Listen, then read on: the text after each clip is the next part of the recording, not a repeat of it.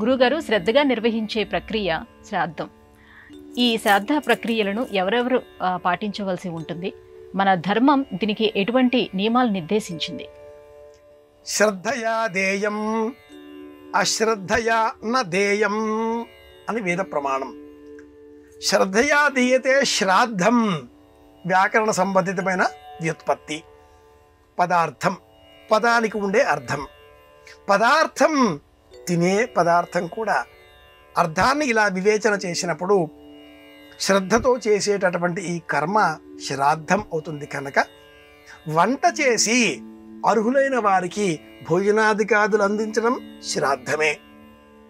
ఒక పాత్రలో లేక చేట, పళ్ళెం, అందులో బియ్యం, పెసరపప్పు, కందిపప్పు వినియోగించరాదు.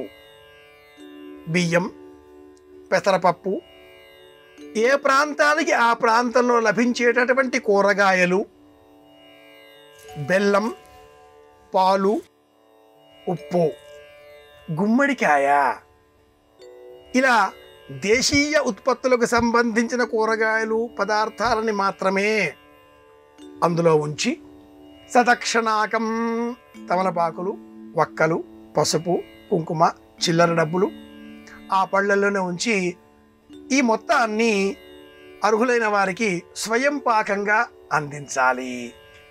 లేదా వంట చేసి మరీ భోజనాధికారులు ఏర్పాటు చేస్తామండి అనేటటువంటి వారు ఆ వంట చేసే సమయంలో మౌన వ్రతం పాటించాలి.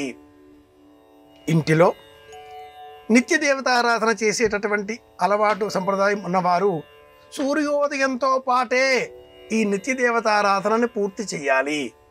మహాలయ పక్షం ఆచరించేటటువంటి రోజున ఘంటానాదం చేయరాదు.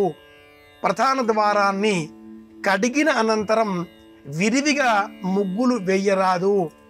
ముంగిలిలో ముగ్గు చాలా చాలా సూక్ష్మంగా 2 గీతలు మాత్రమే గీసి వెయ్యాలి. అంతేగాని చాలా పెద్ద రంగవల్లికలు ఆ వాకిల్లో తీర్చిదిద్దరాదు. ఇంటిల్లిపాది మౌన వ్రతం పాటించాలి. వంట చేసే సమయంలో కూడా ఆ వంట గిన్నెలు, పాత్రలపైన గరిటతో టక్క టక్క టక్క ఇలా శబ్దం చెయ్యరాదు. అలాగే వంట చేయకుండా పళ్ళెంలో పదార్థాలు ఉంచి స్వయం పాకంగా అందించేటటువంటి సంప్రదాయం కలవారు కూడా అలా అందించేంత వరకు మౌనవ్రతం పాటించాలి. అందించే వ్యక్తి నుదుటన బొట్టు పెట్టుకొనరాదు, కుంకుమ పెట్టుకొనకూడదు, భస్మం పెట్టుకోవచ్చు. ఇంట్లో ఉండేటటువంటి ఇల్లాలు, యజమాని పరస్పరం సంభాషించే సమయంలో నవ్వరాదు. స్నానం చేయకుండా వంట చేయరాదు. తలంటుకొని స్నానం చేసిన తర్వాత వేలిముడి వేసుకొనే వస్త్రధారణ అనంతరం పొడి వస్త్రాలు ధరించి మాత్రమే తడి వస్త్రాలు కట్టకూడదు. ఏకేన వస్త్రేణ కార్యం కుర్వీత అనే ప్రమాణం కూడా మరి ఒకటి ఉంది. ఈనాటి కాలంలో ఇంత ప్రమాణంతో చేయడం చాలా కష్టసాధ్యం కనుక కనీసంలో కనీసంగా యజమాని, కర్త ఎవరైతే ఈ మహాలయ పక్షం ఆచరిస్తున్నారో అలాంటి వారు సంప్రదాయపరమైన దుస్తులు ధరించాలి. గోచి పోసి ధోతి కట్టుకోవాలి. లుంగి కట్టుకొని స్వయం పాకం అందిస్తే ఆ స్వయం పాకం అందించిన పుణ్యం లభించదు.